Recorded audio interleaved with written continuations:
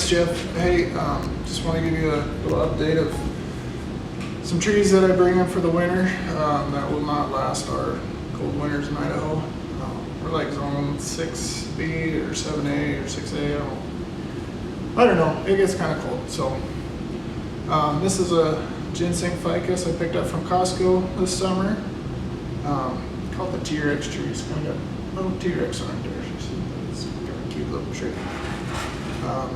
But yeah, now just kind of trimmed it up a little bit, put it in this pot, just let it grow. Just kind of keep this canopy compact, maybe spread it out a little bit, but yeah, kind of happy with this guy.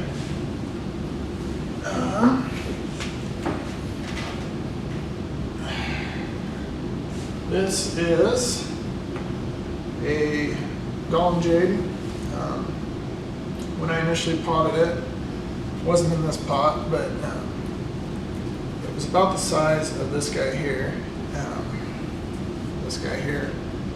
and we got these from a big box store for our wedding in 2015, and we kind of passed them out as wedding favors.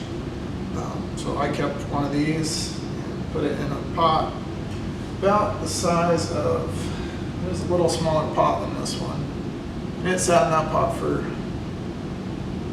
2 or 3 years. I think I repotted it once a year. But yeah, just a couple of weeks ago I put it in this bigger one, just let it grow a little more this year. But yeah, and I don't know if you can see it here, but it's flowering here up at the top. This is the second winter that it's done it. I think it has something to do with being stressed. I don't think it gets enough light in here. I've got that little light back there, but it doesn't do a good job as the sun, that's for sure. So that guy's pretty cool. I really like him. Oh, and that pot I did, I'll show you. This is a concrete pot I made out of Shapecrete last winter. I made a whole bunch of them.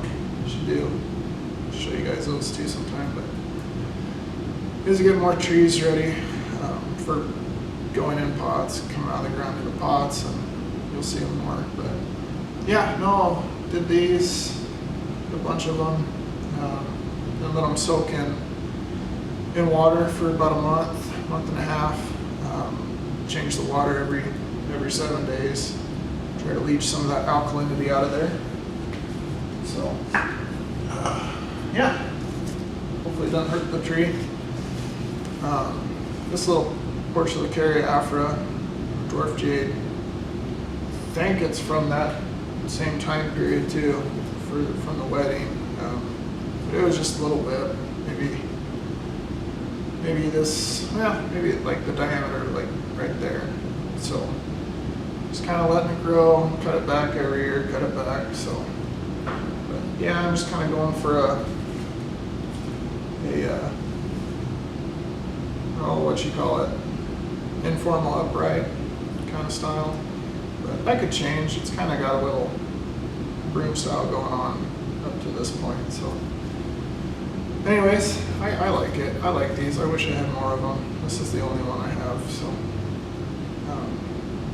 I let it grow, take some cuttings off it, try to get something a little bit bigger to start out with. But they grow pretty fast. So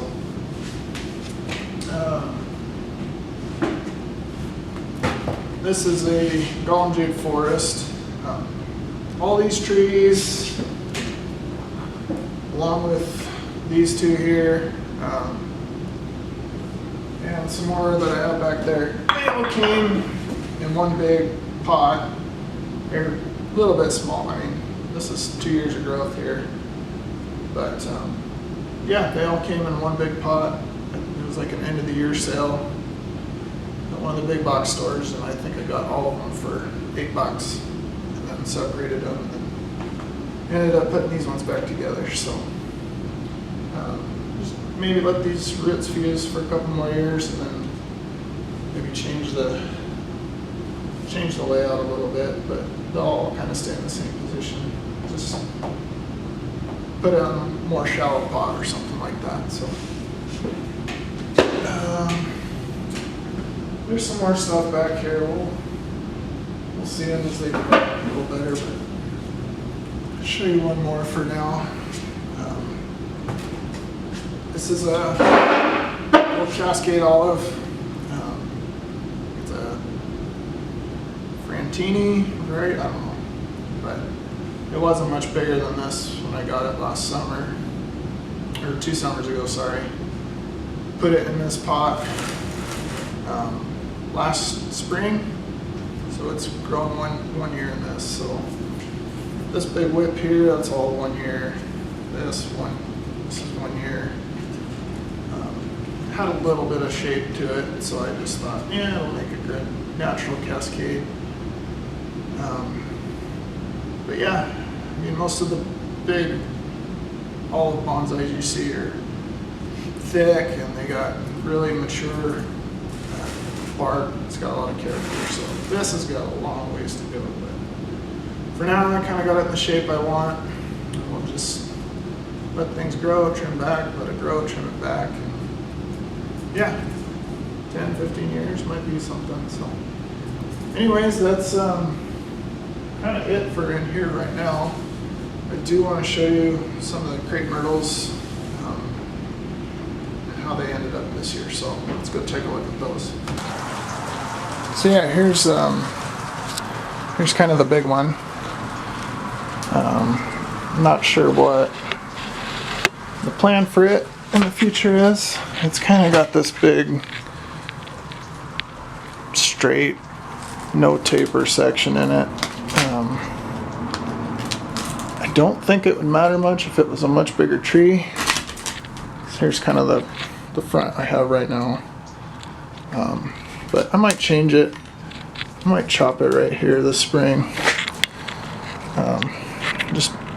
It's just got a really gnarly base. I really like it, but I don't think this part does the tree any good. So we might try to keep it a small tree, just kind of a little short sumo type tree. This is the one that kind of took forever to leaf out this year. Just put on a lot of just tight growth, nothing too defined. We'll see what it does next year. It's planted on a rock down there, so I don't know, I don't want to mess with it too much this spring, but probably just let it grow this year. Here's that air layer that I did. It was like 2 years ago, but I thought it was dead, but it did put on a lot of growth this year.